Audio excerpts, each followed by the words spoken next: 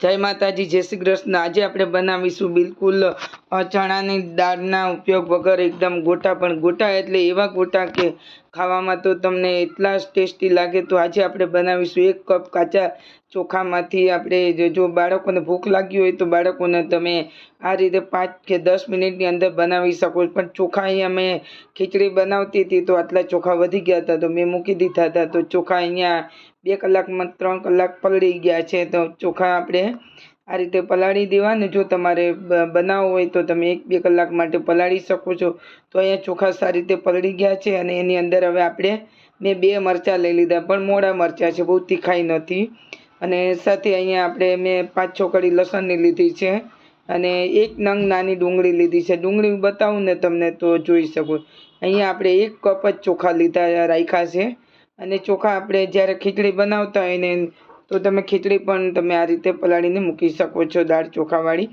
તો ચાલો હવે આપણે એમાં ડુંગળી ઉમેરી દીધી છે અને 1 નંગ બટાકું લઈ લીધું છે।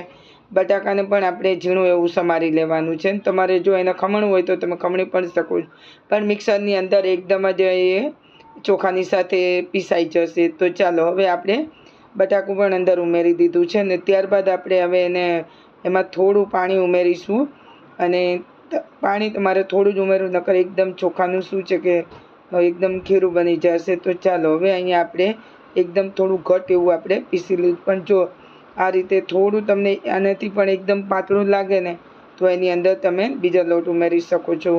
તમે ઘઉંનો લોટ ઉમેરી શકો અથવા રવો તમે ઉમેરી શકો છો। તો અહીંયા આપણે આ રીતે જોઈ શકો છો। તો ચાલો હવે એમાં આપણે થોડા ધાણા કટ કરી લઈશું। અહીંયા તમે કોઈ પણ તમે અને હવે તમારી જો ડુંગળી તમારે ક્રશ કરવી હોય તો તમે ડુંગળી પણ ઉમેરી, પણ આપણે ડુંગળી એની અંદર આપણે ઉમેરી દીધી હતી એટલે આપણે ડુંગળીને અંદર નથી ઉમેરવાની। તો મેં અહીંયા આપણે બધા મસાલા ફક્ત ઘરમાંથી જ અંદર ઉમેરેલા છે અને હવે આપણે લીલા ધાણા પણ કટ કરી લીધા છે। તો ચાલો હવે લીલા ધાણા પણ આપણે કટ થઈ ગયા છે અને ત્યારબાદ હવે આપણે એને મિક્સ કરી દેવાનું છે। અને અહીંયા જોઈ શકો છો થોડું, આપણે તો બહુ પતલું પણ નથી, પણ તો પણ અહીંયા આપણે થોડી 1 ચમચી જેટલો આપણે ઘઉંનો લોટ ઉમેરી દઈશું। તો અહીંયા મેં 1 ચમચી અને સ્વાદ અનુસાર આપણે મીઠું લીધું છે અને 1 ચમચી જેટલું આપણે અહીંયા અડધી ચમચી જેટલું જીરું લીધું છે।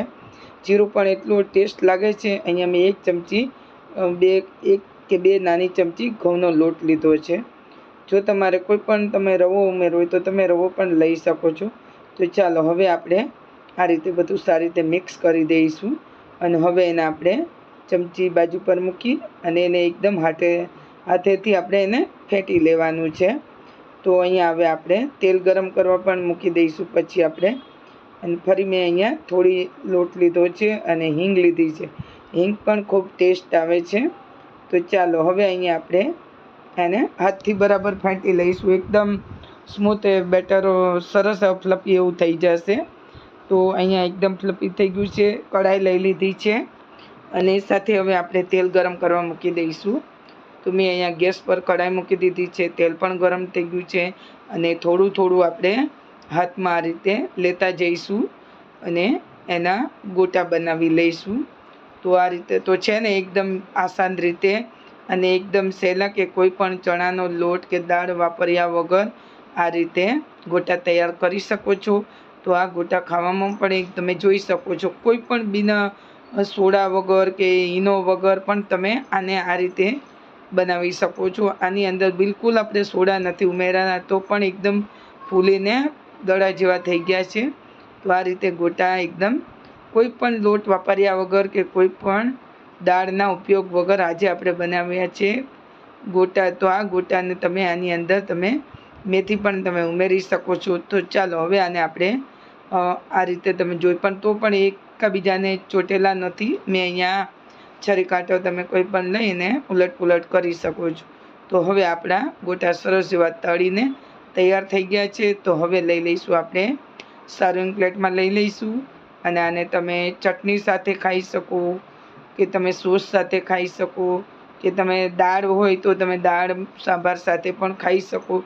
તો તૈયાર છે આપણા કોઈ પણ લોટના ઉપયોગ વગર ગોટા। તો હું તમને તોડીને પણ બતાવું છું, જોઈ શકો છો એકદમ જાળીદાર અને સોફ્ટ અને તો તમે કોઈને કહી શકો કે આજે આપણે દાળના વગર ગોટા તૈયાર કર્યા છે, કોઈ પણ ચણાનો લોટ કે રવા વગર.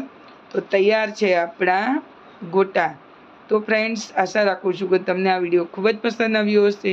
પસંદ આવ્યો તો ફ્રેન્ડ્સ લાઈક કરી દેજો.